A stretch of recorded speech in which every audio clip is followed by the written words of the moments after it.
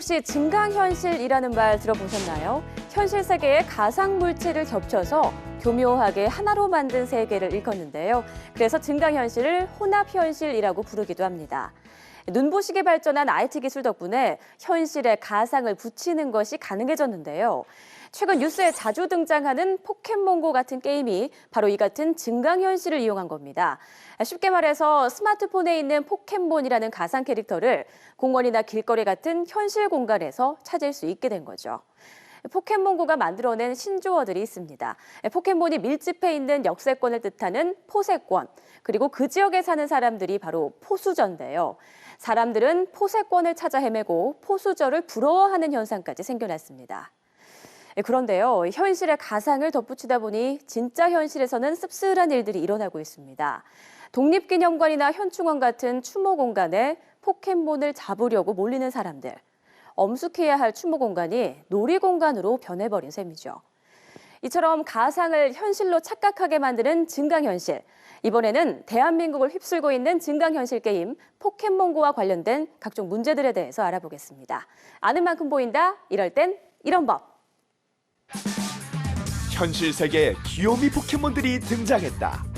증강현실 게임으로 지구촌이 들썩이는 가운데 요거 잡는 재미가 쏠쏠하네. 포켓몬만 있으면 어디든 간다. 이웃집 무단 침입, 출입금지 구역 불법 진입. 근데 여기는 어디? 나는 누구? 심지어 운전 중에도 이어지는 포켓몬 사냥. 과학기술의 발달로 가상과 현실이 하나 되는 시대. 하지만 그로 인해 부작용이 속출하고 있는데 시작부터 시끌시끌한 증강현실 게임. 똑똑하고 안전하게 즐기는 방법은 없을까? 증강현실 게임 부작용 대처법. 이럴 땐 이런 법과 알아보자. 오늘의 주제는 요즘 화제가 되고 있는 증강현실 게임과 관련된 사고입니다. 작년 7월에 처음 출시됐죠. 세계적으로도 아주 돌풍을 일으키면서 포켓몬고가 우리나라에는 조금 늦게 정식으로 출시가 됐는데요. 이와 관련된 이야기 나눠보도록 하겠습니다. 박병규 변호사 그리고 법령정보관리원 김은관 사회법령팀장과 함께 자세한 이야기 나눠보겠습니다. 안녕하세요. 안녕하세요. 네. 요즘 포켓몬고 잡느라고 여기저기서 아주 난리더라고요. 포켓몬을 잡는 거죠. 혹시 두 분도 게임 해보셨어요? 안 해봤습니다. 안 해봤습니다. 안 해보셨어요? 네. 사실 저도 게임 하나 시작하면 아주 끝장을 보는 스타일이라서 그게 무서워서 아직 시작은 안 해봤는데 이게 아주 중독성이 강하다고 하더라고요. 이게 스마트폰 화면을 보면서 거기에 뜨는 이제 포켓몬들을 잡는 거지 않습니까? 네. 이게 뭐 여기저기서 이제 출몰을 하다 보니까 이게 참 시설 관리에도 비상이 걸렸다고 하는데요. 뭐 실제로 사유지나 주거 침입을 하는 사람까지 있다고 하는데요. 이럴 경우 어떤 법적 처벌을 받게 되나요? 사유주의에 게임하다가 들어가는 경우에 형사상으로는 주거 침입죄 또는 건조물 침입죄가 성립돼 처벌받게 되고요. 네. 민사상으로도 750조의 불법행위 책임에 의해서 손해배상 책임이 성립하게 됩니다. 네, 그런데 국립경주박물관의 경우에는 이 게임 관련 아이템들이 많이 발견된다고 소문이 나면서 아주 또 문제가 됐었더라고요. 이 폐관을 했는데도 사람들이 포켓몬을 잡겠다고 몰리면서 이렇게 소동이 벌어졌는데 이런 경우에도 어떤 문화재 보호를 위해서 법적 어떤 조치가 마련돼야 될 것 같아요. 어떻습니까? 네, 문화재가 있는 장소에 포켓몬고 이용자들이 몰리고 있다는 뉴스 보도가 있습니다. 네. 문화재 주변이라고 하더라도 정해진 이용 시간에 정해진 이용 수칙을 지켜가면서 게임을 하게 된다면 뭐 아무런 처벌할 이유도 없고 처벌을 해서도 당연히 안 되겠죠. 하지만 그 이용 시간이 지나거나 이용 수칙을 벗어난 행위를 하면서 게임을 하게 된다면 이는 문제가 발생할 수 있습니다. 문화재 보호법에 따라서 관리 주체의 문화재 관리 행위를 방해하는 경우에는 관리 행위 방해죄로 2년 이하의 징역이나 2천만 원 이하의 벌금에 처해질 수 있습니다. 네. 그러니까 폐관 시간 전에 이용하는 건 큰 문제가 안 된다라고 말씀해 주셨는데 사실 이런 경우에는 문화재나 공공시설에 이런 보호해야 될 문화재들이 있잖아요. 네. 실수로 훼손을 했을 경우에는 문제가 좀 심각할 것 같거든요. 이런 경우에는 어떤 처벌을 받게 되나요? 네, 문화재 관리 행위 방해죄와는 별도로 문화재를 훼손하는 경우에는 처벌의 수위가 훨씬 강력하게 되는데요. 문화재를 손상시키는 사람은 그 문화재의 종류에 따라서 2년 이상 또는 3년 이상의 유기징역에 처해질 수 있습니다. 네. 또 궁금한 게 말이죠. 현충원 같은 추모 시설에는 사실 사람들이 몰리다 보면은 정작 추모를 하러 간 사람들에게 방해가 될 수도 있고 경건한 분위기를 해칠 수도 있지 않습니까? 이런 경우는 어떤 법적으로 좀 차단할 방법이 없을까요? 허용된 시간이라 하더라도 그 정해지지 않은 장소에 예. 들어간 경우에는 아까 검토한 바와 같이 그 행위자는 형사상 주거침입죄, 민사상 불법행위 책임을 지게 됩니다. 근데 문제는 이제 정해진 시간에 들어간 경우인데요. 형법은 장례, 제사, 예배 등을 방해한 경우 처벌하고 있고요. 그리고 경범죄 처벌죄 같은 경우에도 의식방해, 업무방해의 경우에 20만 원 이하의 벌금, 구류 등으로 처벌하고 있습니다. 네. 그래서 이러한 경우에 현충원의 경건한 봉의를 해쳤다는 게 인정이 된다고 하면 형법과 경범죄 처벌법에 의해서 처벌을 받을 것 같습니다.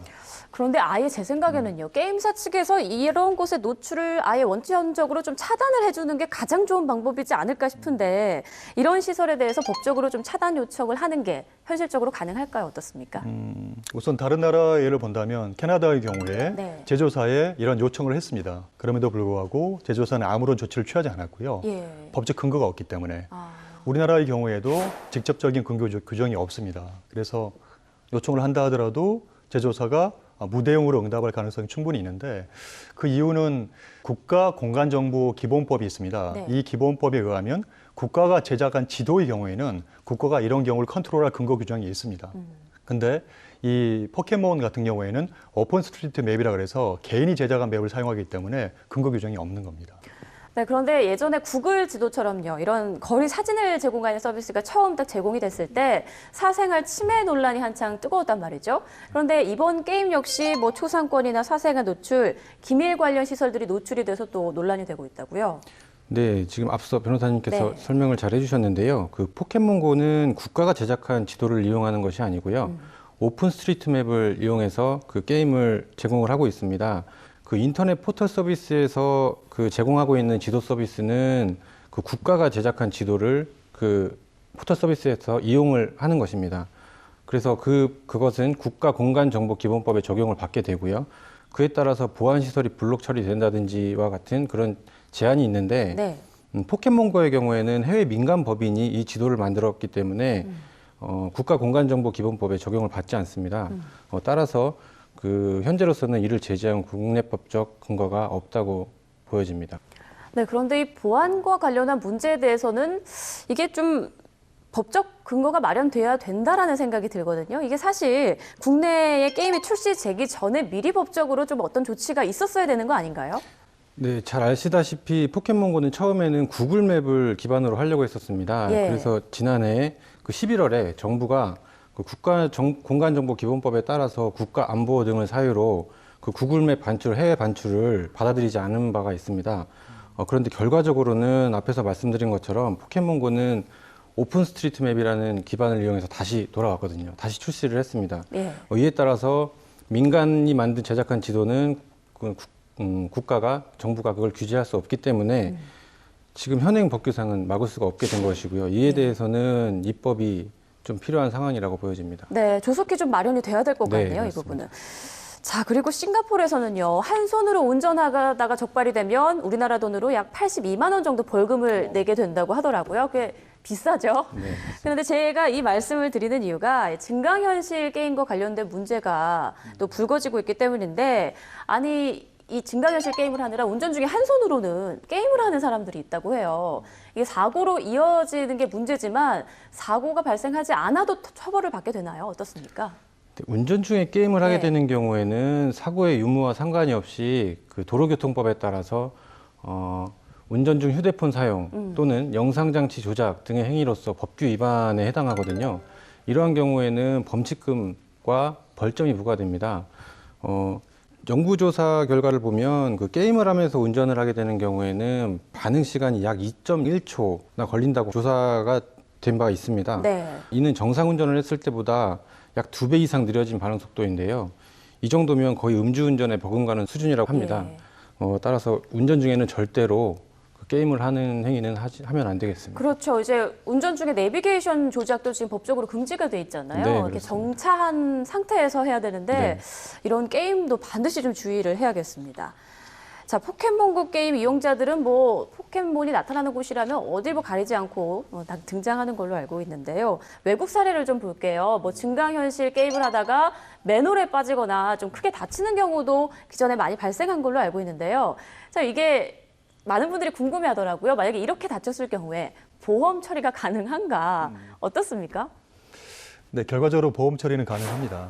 그런가요? 상법은 상해 보험, 그러니까 다친 경우에 그 사고가 보험 계약자 측에 중대한 과실로 인하여 발생한 경우에도 보험사는 보험금을 지급하라고 명백히 규정하고 있습니다. 그래서 그 보험 사기, 즉 고의나 악의적인 경우가 아니라고 하면 네. 상해 보험금을 받을 수 있습니다. 아, 그렇군요. 근데 또 횡단보도를 건너면서 게임을 하다가 이게 빨간불로 바뀐 줄 모르고 이렇게 중간에 서서 게임을 한 경우가 만약에 있다고 봅시다.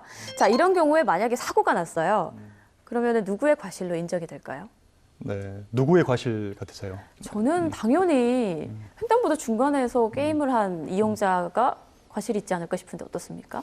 그러니까 일반인들은 그렇게 생각할 수 있는데 네. 우리 도로교통법은 법문에 명백히 일반인, 그러니까 운전자가 그 보행자보다 운전자의 주의 의무를 높게 책정하고 있습니다. 그래서 거의 모든 자동차와 보행자의 사고의 경우에는 네. 자동차 운전자가 과실이 훨씬 비율이 높습니다. 아, 그 도로교통법은 보행자나 자동차 운행자 모두에게 신호 준수 의무를 규정하고 있습니다. 네. 그래서 방금 사항과 같이 그 도로에 이제 그 보행자가 처음에 녹색 등으로 출발을 했지만 포켓몬고의 게임에 빠져서 아니면 핸드폰에 빠져가지고 그 지체하다가 빨간 등일 때 교통사고가 났다 하더라도 우리 법원은 네. 사안마다 약간의 차이는 있지만 보통 8대2 비율로 80%를 운전자의 운전자. 과실로 보고 있습니다. 아, 그렇군요. 그리고 이 과실 비율은 그 횡단보도 등이 없는 일반 도로의 경우도 마찬가지입니다. 네. 그 부분이 약간 의아하실 텐데 그 도로교통법은 도로 횡단 시설이 설치되어 있지 않은 도로에서도 보행자는 가장 짧은 거리로 횡단할 수 있다고 규정하고 있어요.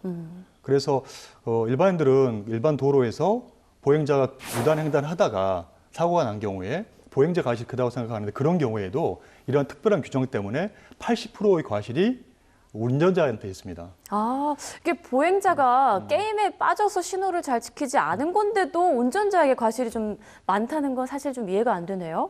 이런 경우에는 운전자들이 알아서 좀 피해가야 된다는 얘기잖아요. 그러니까 기본적으로 우리 도로교통법은 그리고 법원의 태도는 그러니까 자동차는 굉장히 위험한 물건이기 때문에 네. 자동차에 대한 주의 의무를 엄청나게 높게 책정하고 있는 겁니다.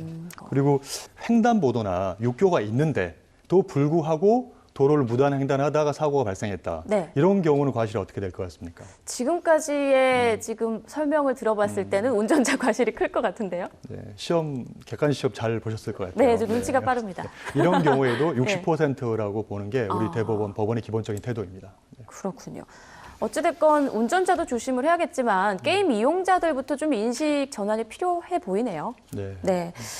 자, 이 과학기술의 발전으로 이 증강현실 관련 서비스가 실생활에 또 많이 접목되면서 이번 게임과 같은 것도 또 만들어진 건데 법적 준비가 필요하다는 생각이 계속 드는 게 사실이에요. 네. 그러니까 증강현실과 관련된 대표적인 문제는 첫 번째가 사생활의 침해이고 두 번째가 이제 정보가 유출됨으로써 개인정보의 범죄 이용입니다. 그러니까 증강현실이란 현실을 배경으로 해서 가상 데이터를 보여주는 것인데 소위 포켓몬고 게임이 그 대표적인 예가 되겠습니다. 틀림없이 앞으로 더 진화할 건데요.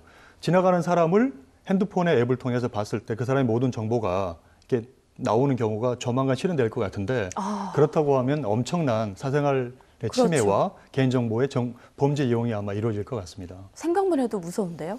결국 이제 개인정보 관리의 문제인데 예. 우리나라 같은 경우에는 공공기관의 개인정보 보호에 관한 법률, 정보통신망 이용 촉칙 및 정보 보호 등에 관한 법률들이 있지만 이름이 좀 어렵네요. 네. 규율하고 있지만 항상 법률은 현실을 따라가기 좀 어려운 부분이 있습니다. 네. 그러니까 입법부에서 최소한 빨리, 정부에서 빨리 이 부분에 대해서 규제가 필요할 것 같긴 한데 사생활의 보호와 그다음에 반면에 또 기업의 자유 등의 충돌 문제가 있기 때문에 항상 그렇죠. 마구 입법하기도 어려운 부분이 있는 게 분명합니다. 네.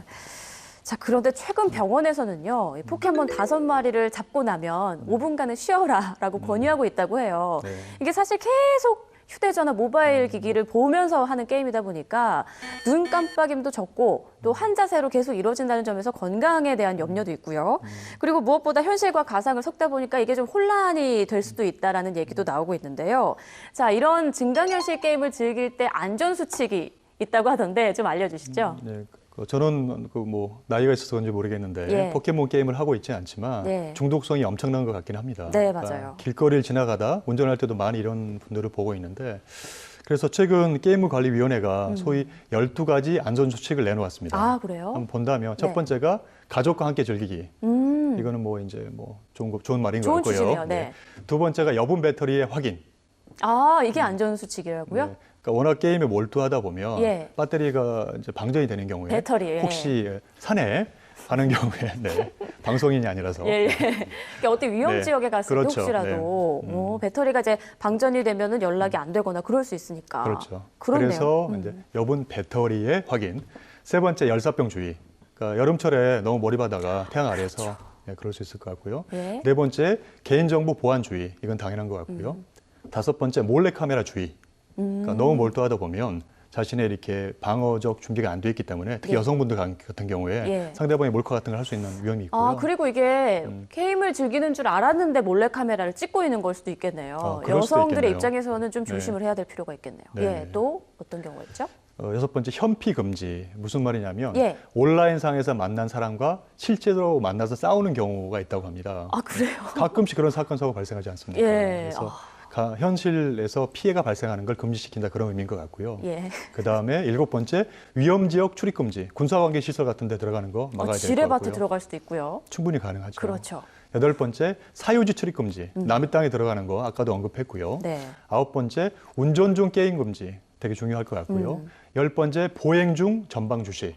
아, 근데 보행 중에 게임을 즐기는 게 사실 위험한데 이건 게임 자체가 그렇다 보니까 조심을 네. 해야 되겠네요. 한번 예. 몰두하면 계속 하게 되니까 그렇죠. 이런 문제가 있을 것 같습니다.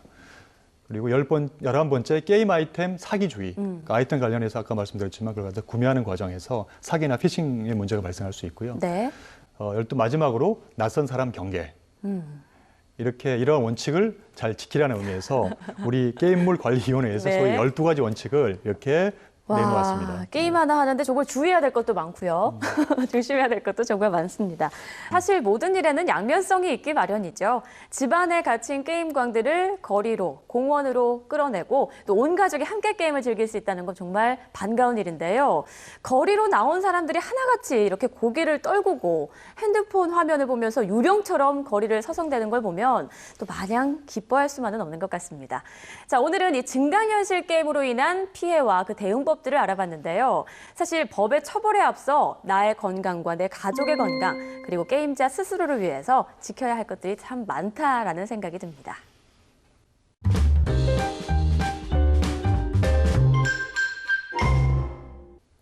네, 어려운 법령들을 쉽게 풀어보는 솔로몬의 재판 시간입니다. 오늘은 어떤 사건인지 화면으로 먼저 만나보시죠.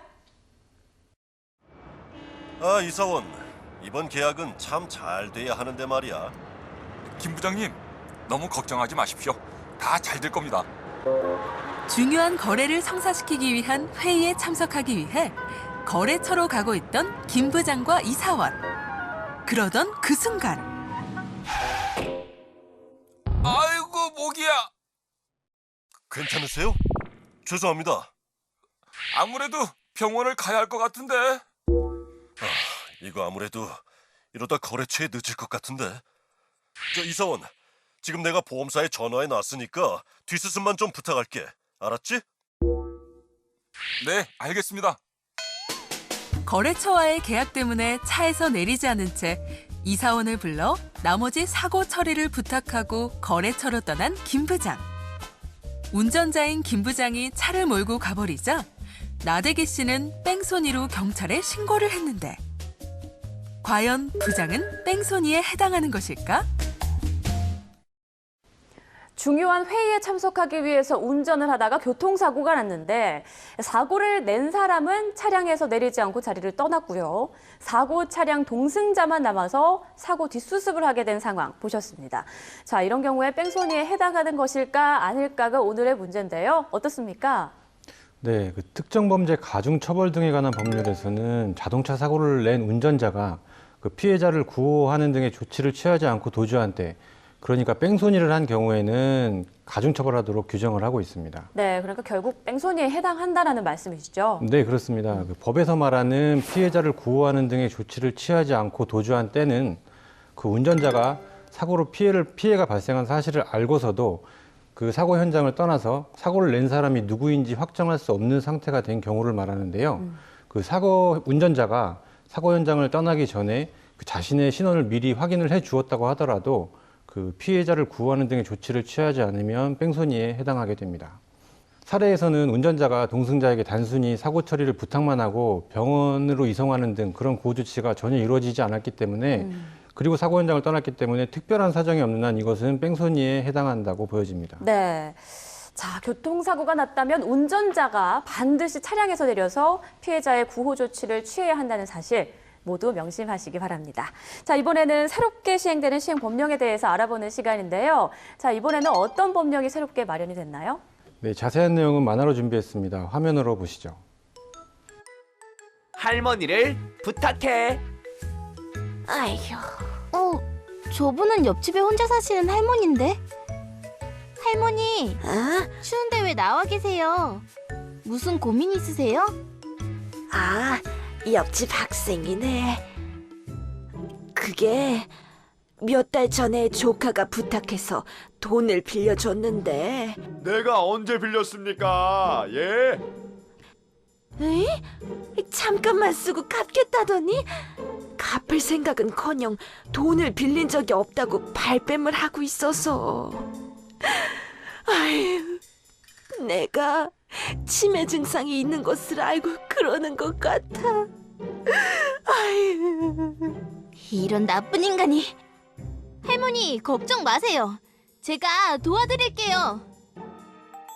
할머니는 피고가 직접 쓴 차용증도 가지고 있고 돈을 찾기 위해 은행에도 함께 갔었습니다. 이제라도 피고는 빌린 돈을 할머니께 돌려주시길 바랍니다. 은행 CCTV 증거도 있거든요. 대체 당신이 뭔데 남의 일에 참견이야? 저요? 저는 할머니의 진술 보조인이거든요. 진술 보조 제도란 질병, 장애, 연령 등 정신적, 신체적 제약으로 소송에 필요한 진술이 어려운 당사자들을 위해 마련된 제도입니다.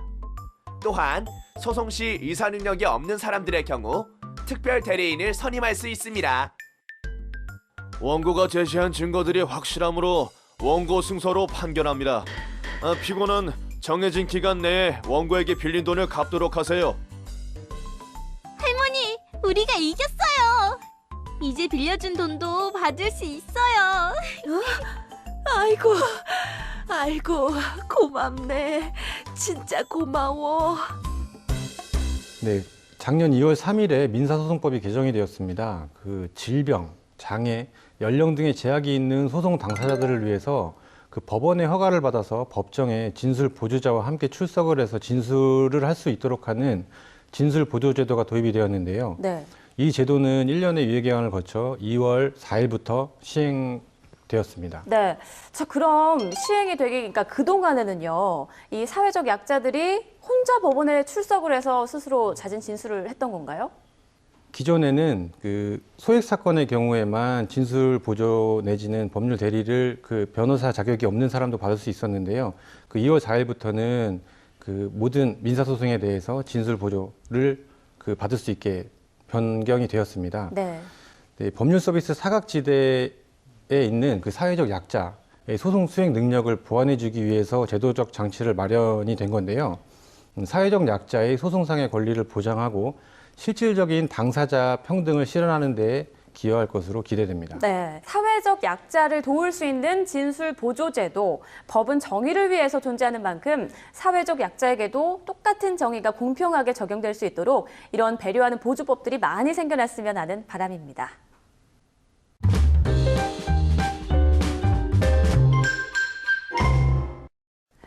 증강현실 기술은 사실 인간이 편리하고자 만든 것이고 포켓몬고 같은 게임 역시 인간에게 즐거움을 주자고 개발된 거죠. 하지만 실제 현실과 게임이 접목되다 보니까 역시나 생각지 못한 많은 문제들이 발생하고 있습니다. IT 기술은 무서운 속도로 발전하고 있는데 우리의 법과 제도는 그에 따라가지 못하고 있는 게 아닌가 싶습니다. 머지않아서 자율주행차나 로봇 기술들이 우리와 함께 생활할 텐데요. 부족한 법과 제도로 인해서 혼란을 겪어선 안 되겠죠. 새로운 기술이 우리를 행복하게 만들 것이냐, 혼란스럽게 할 것이냐는 우리의 준비에 달려있다라는 생각이 듭니다. 자, 오늘 이럴 땐 이런 법은 여기까지입니다. 함께 이야기 나눠주신 두 분 감사합니다. 대한민국 국민 모두가 행복해지는 그날까지 법에 대한 모든 궁금증을 풀어드리겠습니다. 재미있고 유익한 법과 함께라면 이럴 땐 이런 법.